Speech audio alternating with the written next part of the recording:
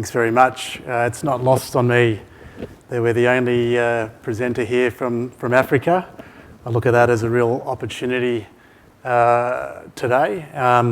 Every company here has a risk-reward proposition. I would just encourage investors to look at us like you look at any other investment on balance, and I think you'll find that it's a pretty attractive opportunity. I'm pretty excited to be talking about Toubani today. We've completed a capital raise this morning. There's a lot of fun ahead of us over the next 6 months, and I think you'll be able to see some clear value today versus some of the other opportunities you've heard today. So it's important for me just to outline who we are from the get-go here. So we've got a mine. It's kind of staring at us in plain sight. I'll walk you through why we have that. We don't have to discover any more gold. It's all here. It needs to be engineered in a way and put forward to the market so that you can see the opportunity that we see. And we can see something here of real scale, high production. You're going to see low-cost project. And the important word up there that I haven't highlighted is oxide. This project is dominated by free dig, soft rock, oxide material that you can't find in Australia. You can't find this asset in Australia. It's already been dug up. You have to go to Africa to find some good assets, some good opportunities, and you get paid for that there.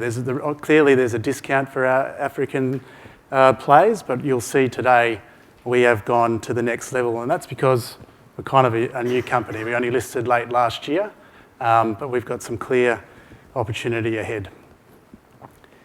So what's the strengths of this asset? What am I talking about? It's really clear from here. So we're oxide, we're near surface, we're free dig. We're free milling. There's no refractory ore here. Our fresh rock, about 100 metres beyond, even that's not very hard. We've got 2.4 million ounces. That was reconfirmed in an updated resource estimate just a week or so ago by an external consultant. So we've got real validation moving forward. We're permitted. We don't have to go through a long and tenuous permitting process. The pathway to production is really compressed. Low all-in sustaining costs. I'll walk you through why we can do that. And we're clearly underexplored. I'll talk about that. But you put all that together and you see where we're trading. We're trading at $4 an ounce. Peers today are at $17. And the last couple of years of M&A in West Africa, $50. And 2 of those have happened this year. And I'll talk to you through that again soon. Here's our capital structure. Again, we raised this morning $3.8 million, keeping it really tight. And that's because there's been $110 million already invested on this project, 150,000 metres drilled. So we've got a wonderful platform to create something special. We're backed by some really key institutional holders which speak not to our market cap, but speak to the asset. Nero, Ausbil, Perennial are there. We are well backed. And that's because they see the opportunity that we see. So we're in Mali, we're in the south of Mali. You know, if you look at Africa over the long term, the mines never stop. All the rulers across West Africa in the news for all different reasons today, the mines never stop. You're the taxpayer in the country, we have a wonderful relationship in the country. Like I said, we're permitted. They want this mine to be built, and that's the pathway we're heading down. Like I said, lots of activity in West Africa. In Mali alone, there's lots of spending, and there's significant players in the country between Barrick and Resolute and B2 Gold. Lots of mines being built, lots of activity. So Australia has an audience for capital and corporates, and so does West Africa equally, in my mind. So since I started in January, we've been just quietly executing. We've set the strategy, like I said, oxide and low cost. The team's changed. We've simplified our listing structure. We've made discoveries. We've strengthened the board. Got some real rock stars on the board. And we've reviewed the 2021 DFS and the MRE. So we are right now, that's why it's so exciting, because we're now going to go and move forward with an optimised DFS that's going to show a very attractive looking project. Like I said, the board and management are all new faces in this company this year, essentially. Mark Strizek there is at Tieto, one of the founders there. And so, he's looking to replicate that here at Toubani. Here's the prize. It's not rocket science. It's one big open pit, near surface soft rock. It goes for 5 kilometres, and you just mine it all. It's broad and continuous. And again, I reaffirm, so you look at the grade, it's 0.9 grams a tonne. Not all grade is equal. This is a soft rock dominant project. As you can see there, 1.5 million ounces of free dig, near surface, oxide material at a low strip. All those things mean that it works, and it works really well. You've heard Wayne today, I think you heard Jake as well, they talk about margin. That's what we're focused on here. Margin and low technical risk and simple. I'll show you. Again, broad and continuous. We've got limited drilling beyond 140 metres basically, but we've got 150,000 metres in here. But there's a fresh rock opportunity longer term, but we're focused on the oxide, the near surface, simple material that we have a lot of. And it's shown here as well. The oxide on the left is in yellow, and the indicated, which was going to be part of our updated DFS, is on the right-hand side in yellow. And you can see that it's dominated by that material. Moving along, so this is the DFS that was done in 2021, not by the current management team, but by the previous management team. And for us, what you see there in the yellow and blue is just a big stockpiles being built over 10 years. And if you get that blue line to match the black line, which is the milling rate versus the mining rate effectively, that's when the project looks completely different. So we only have to tweak this 2021 DFS to show you a different looking project, materially different looking project. So that study was doing 100,000 ounces a year at $1,000 an ounce. We think we can push levels closer to 150,000 ounces a year for at least 8 years. This mine will keep on going long beyond that, but importantly at a cost structure closer to 900 and all-in sustaining costs US. That type of margin, that project becomes a mine in anyone's book. And this is more to the point of what we're working on here with this. And we'll appoint an engineer in the next week or so. You'll see that news come out. We're looking at throughput.